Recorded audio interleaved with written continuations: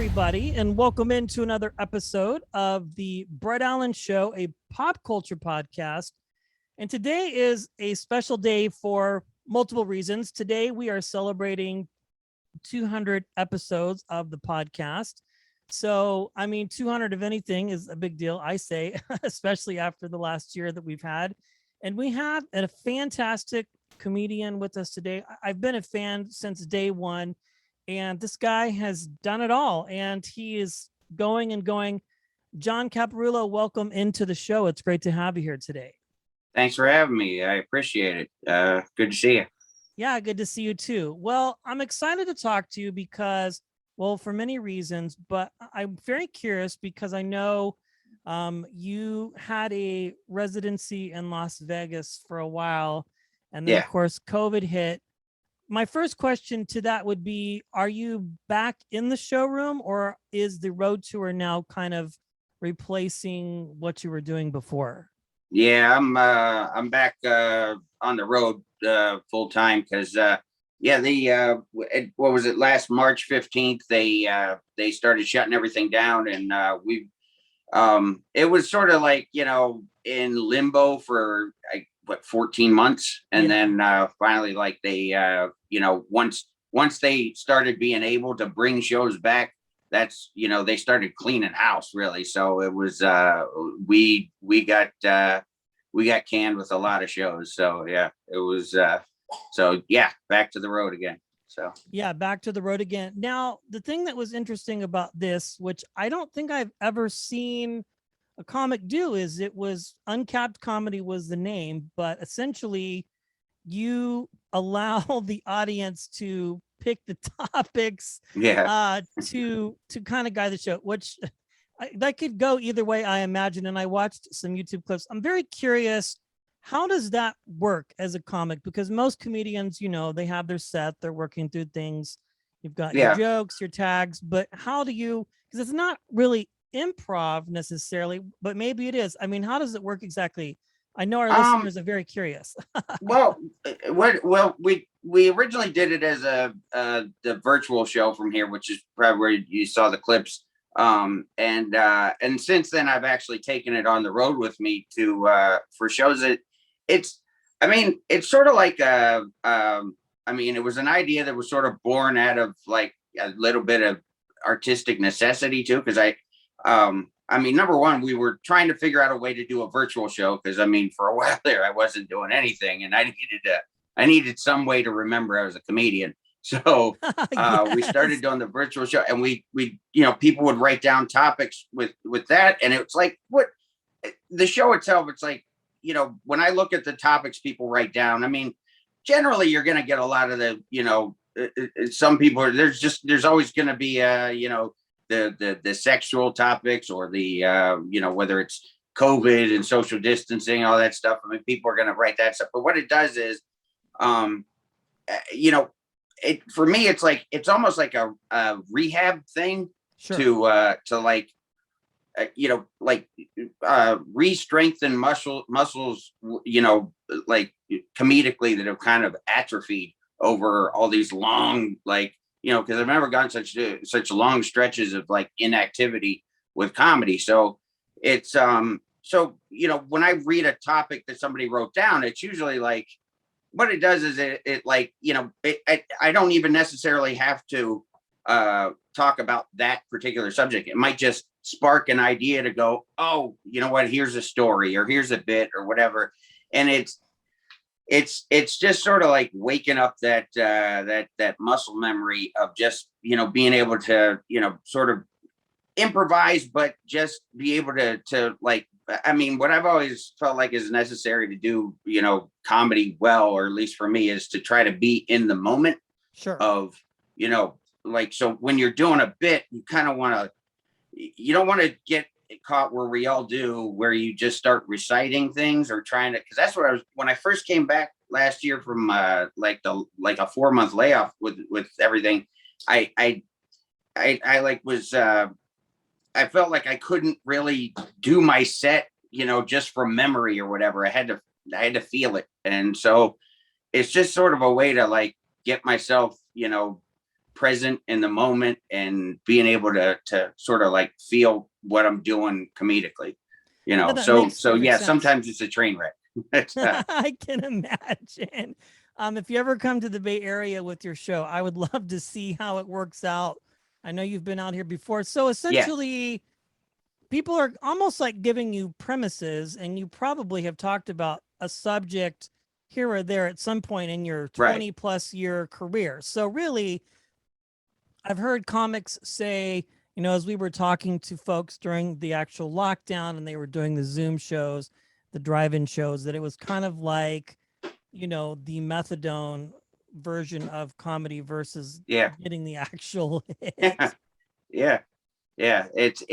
Well, and I mean, for me, like when we came up with the idea for the virtual show, it was like, how am I going to do something that has, like, like that I'd be able to do more than once, because it's like, we have to, keep it fresh basically for an audience that tuned in, 1 month to come back another one. So it was like, try to keep, some sort of variety in it. And that's what's cool about taking it on the road too, is like, you feel like, you have a lot of the same audience, same fans and stuff like that coming back to your show year after year, and you want to give them like a more of a unique experience every time, and keep it fresh. So that in that sense, it is kind of ideal for that.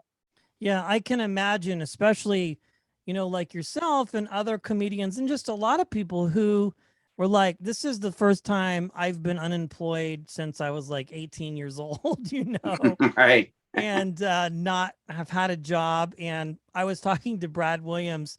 It was funny. He's like, I talked to my wife, and she's like, well, we're doing okay, but maybe we should start an OnlyFans or something to like keep the money Yeah. coming in, just because for a while, I think people thought the world was probably going to end.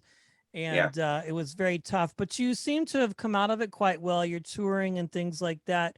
You've, as I mentioned, been in the comedy game for a very long time. And from what I understand, you essentially, I mean, you knew right away this was like something that you were meant to do. I'm very curious what that moment was for you where things clicked and you knew, okay, I'm going to be this is something I want to do and something that I'm probably going to be doing like for a lifetime. Well, that's like I think growing up, I mean, once I faced the reality of that athletics wouldn't be an option, which was pretty Okay. early. I can agree. Me too. Right. Yeah. So once, I started to like, as I guess, you sort of like come into your, like 12, 13 years old, that age, like you start to develop in, to kind of who you are. I started like being the guy that like, my friends and, things like that, they would be like, well, I just, that became my identity. I started realizing like that I could make people laugh, and not just in a way that was just like acting like a jackass or something. It would be, that I could tell stories, and they'd be like, tell that story to this, and then you sort of add, and, you're crafting a set before you even know it, really. I always say like my first, sort of my first like really experience with that was when I was 11. I was in the 6th grade. I was at basketball practice, and I uh, I don't know how dirty I can be on here. You can be yourself. Go ahead. So I shit my pants at basketball practice, and Okay. and that awful experience, because what it was like at 11 years Oh, old, it's terrible. having that happen in front of 14 other kids that are in my class and school and everything. Like everybody sees what happens. Everybody sees me waiting for my dad to come pick me up, and that's potentially soul crushing at that age. That could really set you back in a lot of ways. And Yeah. what I ended up doing was I took that story, and within like a couple years, I had those same friends like, what happened that night you shit your pants at basketball practice? And then I started telling them that story, and and then more people come around and like, tell me about when you shit your pants at basketball practice. And like, it became this experience that I suddenly realized I was glad it happened, because it took this sort of like, what was really could have been painful and awkward, and it made it something that I loved being. It was an instrument that I could use. I was like, oh man, I could make people laugh with this. And had that not happened to me, nobody's happy when it happens. You're crazy if you're happy when you got shit in your pants. But if it's like afterwards, if you can sort of, spin that into to something positive, then it's like, it becomes a really just a wonderful feeling that, you can't, it's addictive. And so I have a lot of dogs, but That's okay. but so I sort of went back and forth between like, I knew that's what I wanted to do, but it's also scary, the idea of like, well, what if I suck? Or what if, because that's what happened to me. Like the first time I actually tried to go on stage and do stand-up, I signed up for an open mic. I was 19, and I remember my sister drove me to the place. It was in it's called the Funny Stop or Comedy Stop. Now it's in Cuyahoga Falls in Ohio, but at the time it was called Hilarities. And I went there, and I hardly even remember my set. I just remember in the middle of my set, I still vividly remember hearing some guy yell from the back, "Who cares?" And that guy's voice is still in my head to this day. Like when I'm on stage, like feeling like, okay, I better get a laugh here. But anyway, I went on stage that first time when I was 19, and it wasn't good. And I was really just discouraged. And I was like, man, I'm not as good at this as, my friends thought I'd be, or I thought I'd be. And so I kind of, retreated into, well, maybe I should focus on college. And I did that for a couple years. And then as I was finishing college, when I was 21, it started, becoming clear to me that like, I was really going to go nowhere after college. I realized I looked around my classes, and all the other students in the classes seemed to give a shit. And I really didn't. I was like, the only thing I cared about is like, if I made a comment and got some laughs that day or whatever. And I was like, this is the only thing I ever really saw myself doing or being good at. And so I decided I went back to the same place that I'd gone to a couple years before that. And I didn't tell anybody. I told my best friend, who was in Pittsburgh at the time. And he was the only one who knew I was going. And I went, and I had a great set. I killed it. And it was pretty much that moment. Yeah, it was like, okay, you know what? I think I can do this. And I was kind of at a point where I was, I knew there were going to be tough times. I knew I wasn't going to do that well every time. And I was just a little bit more mature, I guess, and prepared to deal with that. And so that was it. That was it. The rest is history. It pretty much is. Yeah, pretty much. As a dad, I hear that story, and I think that's terrible for a small child to have to deal with. But Yeah. From like an artistic perspective, I guess it's paid out well for you, in the long run.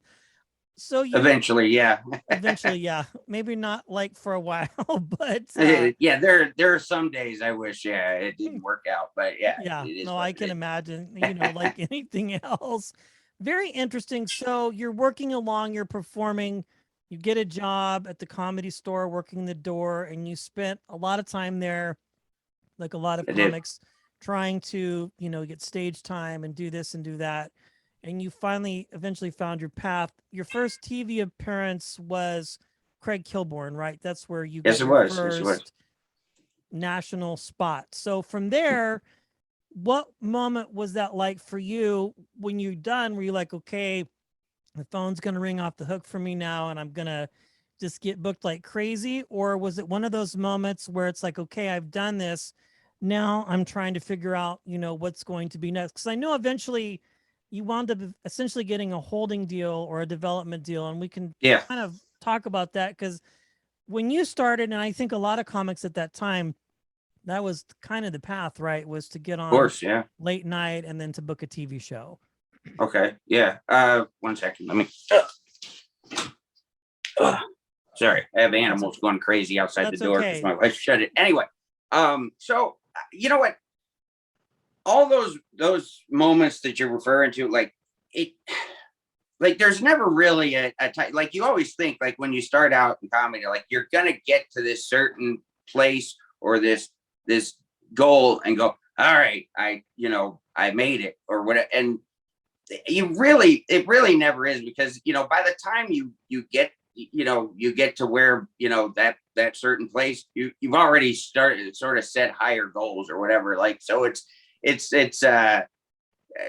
but I think like those, like the moment, like when I had my first TV spot on Kilborn, I had to learn fast, like when you do TV spots, like I learned I can't watch them back again, because it's like it's never the same experience watching it as it was performing it, because performing, it's just such a rush and everything. And you feel like when you're going to watch it back again, you'll feel the same way, and you don't. You're just like, oh, I guess it wasn't that good, was it? So it's kind of a letdown. So I just started to just go, you know what, I'm going to do it and then not watch it and just, let it do what it's going to do. But yeah, I did my first TV spot on Kilborn, and then it was what, 2.5, 3 months later, I went to Montreal. And that was the thing, like with Montreal, it was, I remember at the time, like they would always do their New Faces show, which was the one that everybody's trying to get invited to sort of launch their career. And I remember, like I didn't make the cut. Like I had a great, like I felt like I had a great showcase set. I thought I did. I just felt like there wasn't any way I could do better than I did. And I got cut. I didn't get the call. And I had some friends, call me up and go, hey, I'm going to Montreal. I'm like, oh, well, that's great. And I just was like, wow, I didn't make it. And, it was all like basically political, where they're just like, well, this is your first year auditioning, so, we'll have you back next year, whatever. And, but then, like, I had some people at the management company I was at the time, they like put in some calls, and a couple of days later, they're like, okay, they've agreed to add you as the 21st new face, like basically with the asterisk. And I was like, okay, cool. I said, all right, like, well, I'm gonna make the most of this. And I remember, like, I remember when I went to do that first New Faces show, I remember my group was the early show, and I think I went 9th out of 11 or whatever we had. And I just remember, like, all the other comics coming back in, because we were the early show. It's still light out, all that stuff, and people are coming back like, man, this crowd's tough, man. This is really, they're really tight. It was too early, blah blah blah. Everybody's so, just nobody's laughing. And at the time, I was like, I had just spent 4 years, some of it working the door at the Comedy Store, going on at 1:45 after Dice, and just like, so I thought, it's almost like coming from a bad neighborhood or something, where you're just like, you have no idea what a tough crowd is like. And I remember, like, it was just that moment I felt like, that sort of, growing up at the Comedy Store, it sort of, it toughened me to be able to handle a situation like that. It's like, I mean, a tough crowd, they're I mean, as long as they speak English, and as long as they're awake, I'm cool. And I had a great set. And yeah, I ended up getting a development deal with Fox for, actually they gave me it was 2 straight years, that because they renewed the first one. Okay. And went through all that crap. And really at the time, I was a pretty good, young comic. I had potential, but I had no business having my own show. I wasn't going to tell them that, but I mean, it was like, I just really wasn't ready for that at that point. But yeah, I was there for 2 years. Then I ended up getting another, like, similar deal at NBC the following year. So it was like 3 straight years I had development deals, which basically made it for me. It was like, okay, I don't have to cut grass anymore. I Right. can, You're and I don't getting have to work the paid. door at the store. I can pretty much, I was basically sponsored to, get better at comedy. And I took full advantage of that. So, Yeah, that's incredible to get something like that, especially for that long.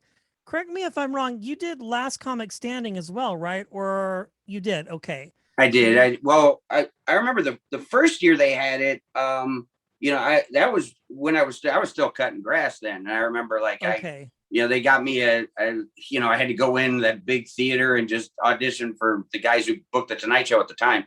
And it was a disaster. It was just like me, it was so awkward. And so, yeah, I mean, I'm sure it made good TV, but, and then I went back again and, what was it? '07, I think. And I remember I got audience favorite in my audition round. And then, yeah, it didn't work out the next round. Cause I remember they were like, they said they said I wasn't allowed to wear a hat and I had to wear a button down shirt.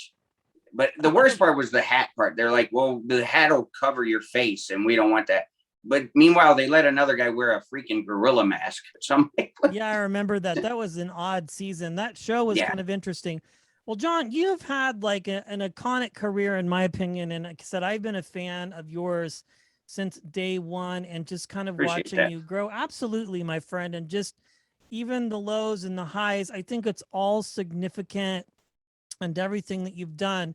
So with all of this time under your belt, I realize from when you got started, things have changed, obviously significantly. But today Yeah. it seems like there are a lot of other paths that people can take to get comedy chops or to be a comedian. Do Mm-hmm. you find that, I mean, the reality shows, I mean, America's Got Talent, I ask this question kind of frequently because I'm very curious about your perspective.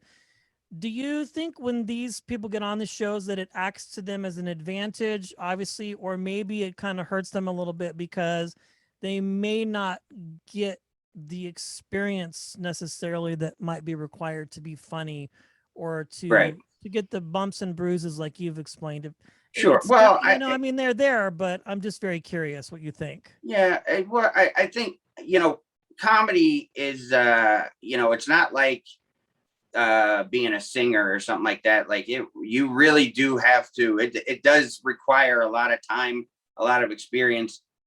Just personally, I mean, because I think back to like, even when I, talking about those days, like when I went to Montreal and stuff, like, I was 28, I think 27 at the time. Okay. And it's like, you really, you know, you really don't have enough grit and enough life experience.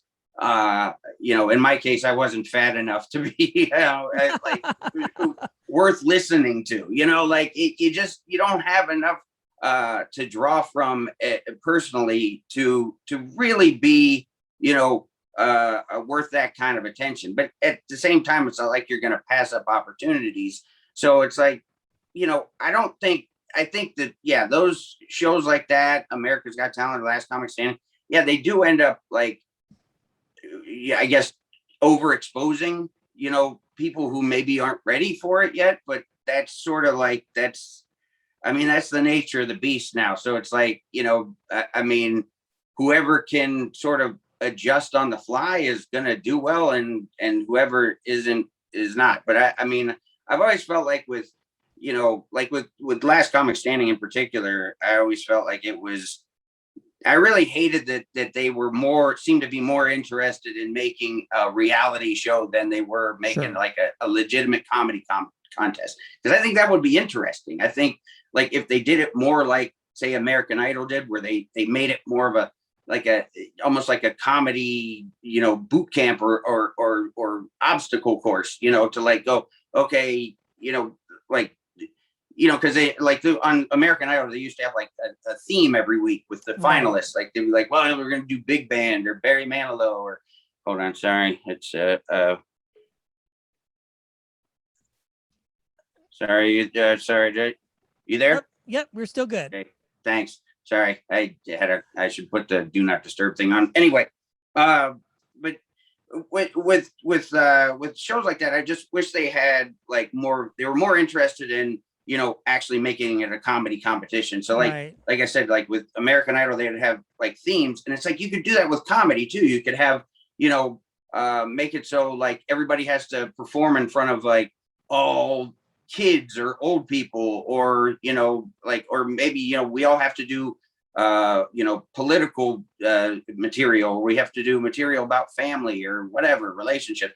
And it's like, that would make it more about, people, sort of like competing with their comedic skills. And it maybe that's too complicated or whatever, but it just never seemed like that was the objective. So yeah, I think it's in a lot of ways, I don't know how to get around it, but yeah, shows like that do throw people out there too soon. Yeah. And And it's interesting because I've heard other people say, well, you may have done well tonight, but now welcome to show business and being a comedian. yeah, It's not always as easy as it may seem. Very interesting. I love that perspective.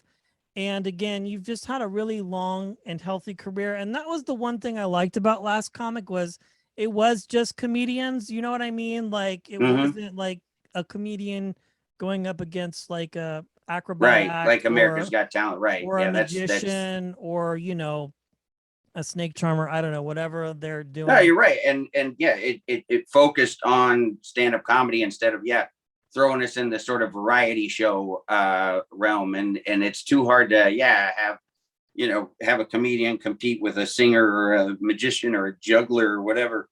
But it's but I just always wish they had focused more on the actual, like, the art, instead of, Right. because they really just, it seemed like they just wanted to, like I said, do a reality show where they were more focused on humiliating the competitors, or just putting them in situations that was more, just entertaining to watch, for the viewer to watch people like try to negotiate, versus being about, the actual art of comedy, which I think people are interested in enough to make a good show too. So Absolutely. Well, there you have it. John Caparulo is on the road and touring again. And thanks to everybody who listens and supports the podcast. And please share it with a friend. It's very easy to do. It costs you absolutely nothing but a couple of minutes of your time. And please head over to Apple Podcast and give us a kind rating and review. And it really does help so we can continue to talk to amazing folks like John. John, thank you for joining me today on the podcast today. I really do absolutely, appreciate it. absolutely. Thanks for having me.